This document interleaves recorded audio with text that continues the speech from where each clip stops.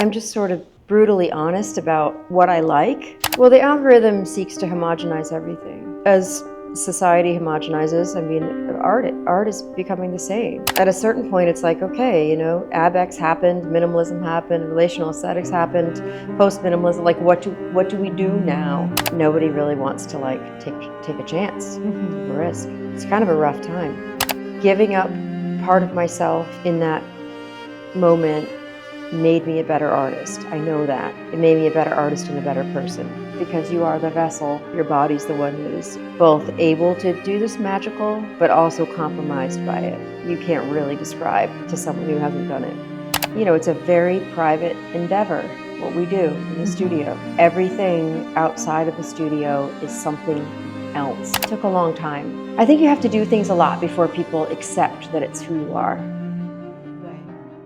我是在一场个展上见到 Wendy， 她看起来青春洋溢，就好像生活的这些忧虑就未曾进入过她的考量。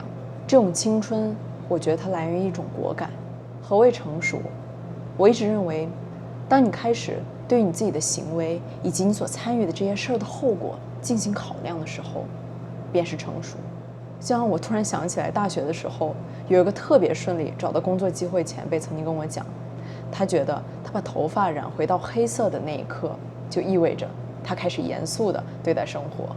而 Wendy 看上去与之背道而驰，她的出现开始让我重新思考这个问题，就是此前我们认知当中所谓的成熟和负责任，有时是否仅仅是一种退缩而已。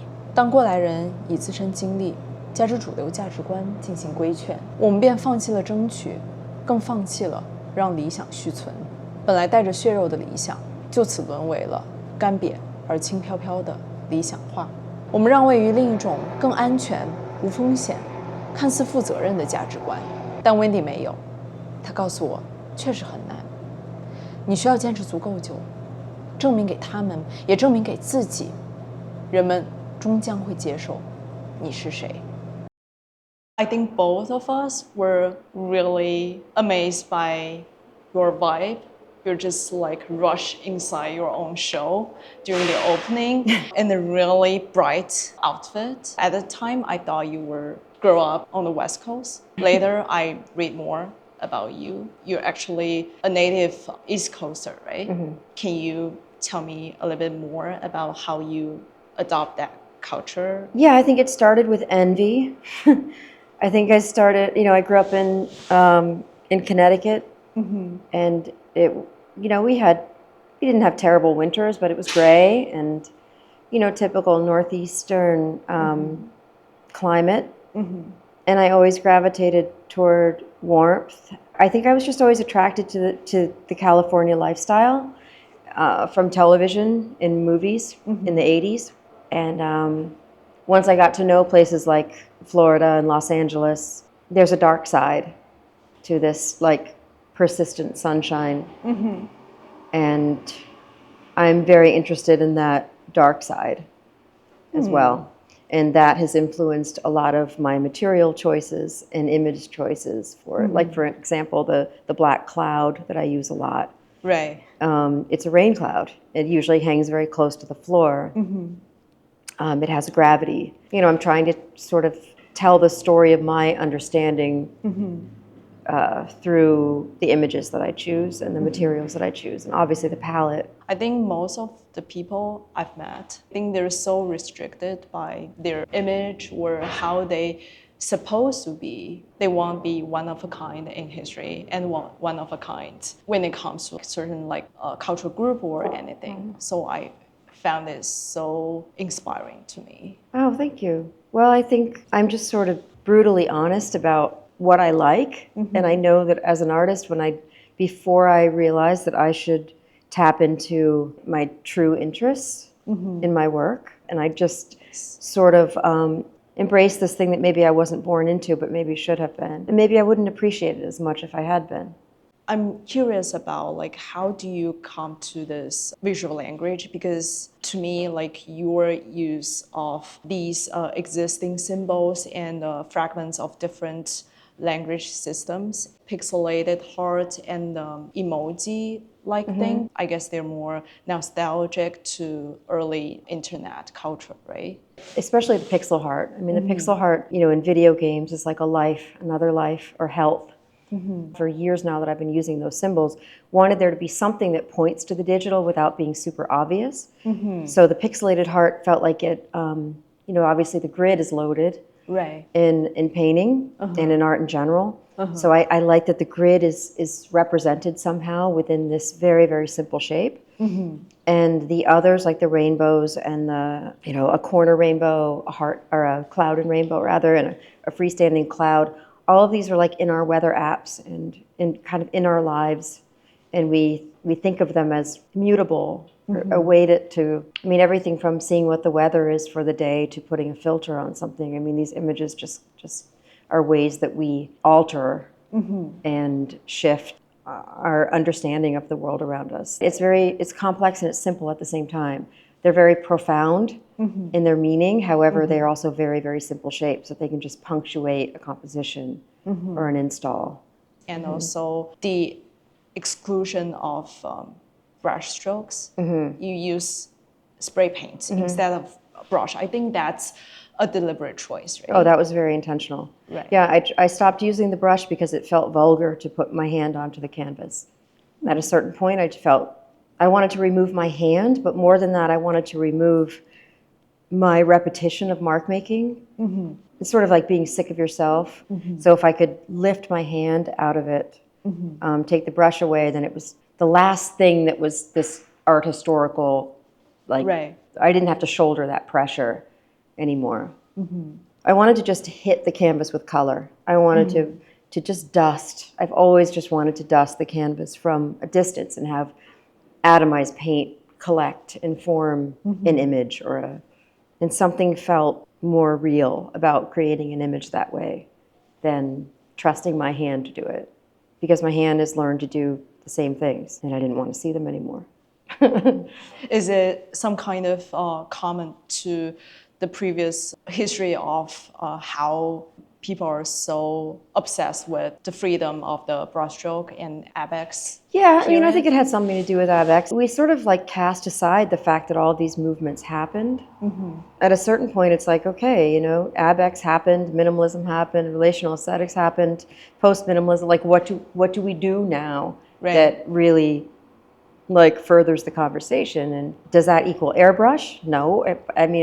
It's just an intuition of mine that the brush, for me, felt too full of all of that. In the past, we use our gears and outfit to express our affiliation to certain cultural phenomena and things. Nowadays, we try so hard to convey the message that we're so independent and disassociate with those.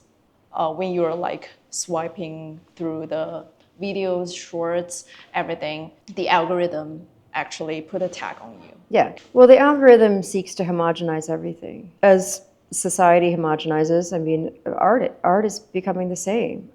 We basically live in a low-risk society in which people don't want to take any chances that they might not be able to capitalize on. But sadly, we're here for a very short time, and we should be who we are, find who we are, and just lean into it before everybody has the exact same teeth and bone structure, and everyone's been face-tuned, and art is all square and photorealism because it's coming. And I know that it's happening, but the funny thing is I don't care, and I just keep doing my own thing anyway. And sometimes I stop and think like I've made a lot of different bodies of work. I could have kept doing that longer, but I can't because I'm alive in this moment. And right now, this moment, I needed to make clear paintings. And that's just the kind of artist I am and the kind of person I am.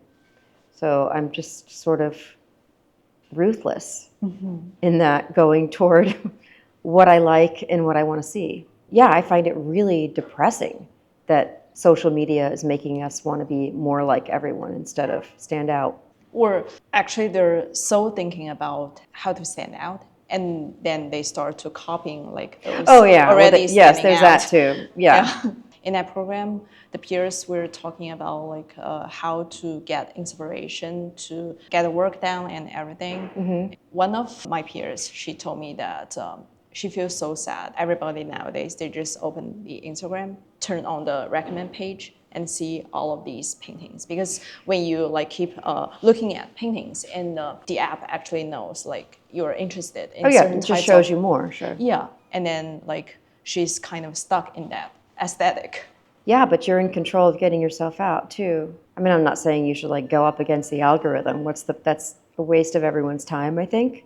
We just have to find ways to carve out more individual space. And that's why art is so important, increasingly important. And that's why risk is so important. And I don't want to keep harping on that, but the low risk thing is really pervasive in all parts of our culture now because things are so expensive. Nobody really wants to like take a chance, take a risk. It's kind of a rough time.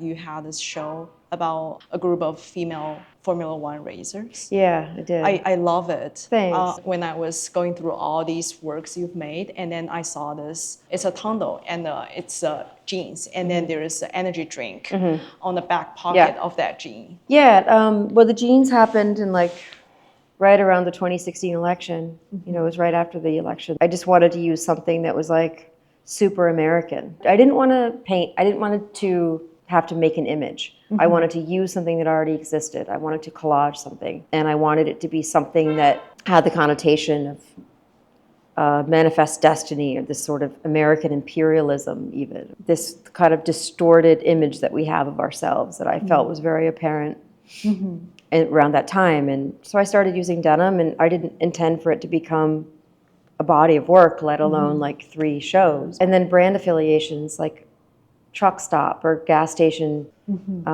whether it's the clothes that we wear, the energy drink that we buy, the cigarettes that we smoke, the beer that we drink. It all gives people an idea of who we are. The products that we use brand us. So at the time, I was so under pressure and confused about how things will sort out. But it seems that you were really determined when you were pregnant and busy making that show happen. Well, I mean, I went through all those same things. I mean, now, yeah, looking back, I pushed through and I made the show. I had the show on the books, and then I was pregnant, and I thought, I'm still going to have the show. But I had all the same fears. You know, you lose a piece of yourself. And as an artist, it's very much self all the time. I had to learn how to navigate, rethink, really who I was. I just sort of like put my head down and made the show. But I was going through all that. I was freaking out. And I was freaking out afterwards for like a few years because you don't find yourself again. Right. It takes a while to find yourself again. I think people are so like romanticizing about like being an artist, the flexibility with your time, your schedule, and everything else. But when I read about you, especially you're so into the materiality of paints and everything, I think it's extremely difficult when you were pregnant and then you were working on different materials, right? Yeah, it was. I mean, I had to take a lot of precautions because I was spraying. I mean, this was a long time ago. This was, 17 years ago. And it was my first big show in New York. It was a lot of pressure. I made giant paintings. They were all made with spray.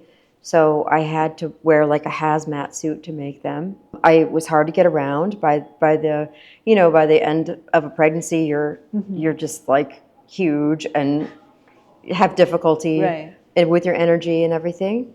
Yeah, I don't know. I think fear pushed me through, not wanting to let anybody down, especially myself. It's hard to remember exactly the day to day, but I know I was petrified of what people would think, if they would take me less seriously, if I took myself less seriously. It is really hard. I just did it anyway, like I do everything else. And eventually I started to feel normal again. But it really took some time. But it changed things for the better for me. Giving up part of myself in that moment made me a better artist. I know that. It made me a better artist and a better person. My career really took off after that. And I don't know if it's because suddenly I made myself vulnerable or if I was giving more. It's hard to know. It was a confluence of everything, I think. Because you really are working, you're really outside of yourself. It's like an out-of-body experience. While your body is doing all this other work, your mind is just freaking out. I think somehow you prove to yourself that you are so determined Yeah. in it. Yeah. It's a lot of work. It is. Tremendous work. And the work is existential. I mean, there's physical work. There is. But it's like, it's getting your mind right again and back to where it needs to be to feel that you can continue doing something that requires so much personal effort and so much focus on self. Yes, because you are the vessel. Your body's the one that is both able to do this magical, but also compromised by it. You can't really describe to someone who hasn't done it. Have you been told by the art dealer to do like certain things? Sometimes, yeah, not often. Not often because people leave me alone to a certain extent to do what I do. What's been nice is that I've attracted a certain kind of business person who wants to work with me. That's true. Yeah, so it's actually worked. I think it took a long time. I think you have to do things a lot before people accept that it's who you are. I think the line is really blurred nowadays. People are so anxious about how to do the business nowadays. So galleries, they became the dictator over like what you are making and what your path will be, because they're kind of responsible for doing the package of your work. Right. Well, this is where art is different from any other kind of business. You know, it's a very private endeavor, what we do in the studio. Everything outside of the studio is something else. This is the only place where that really happens, and it's just a precious thing. And every part of the business, curators, dealers, collectors, that's all something else. It's just artists at the core. And the art is made and lives in the studio. It has another life outside of the studio. And then everything else is everything else. It's out of our control. But it's such a strange thing that there's a person behind. There's a person, there's a human, and it's kind of it's everything from our darkest secrets to our desires to our failures. Everything is in it. So there's just no way to make a business out of it, really. Well, what does your audience want? I mean, I think probably I should just say it in English. That way, first of all, I don't butcher it. And second of all, just because then I'm not pandering to your audience. I'm just being my good old American self. Okay. Art is the attitude.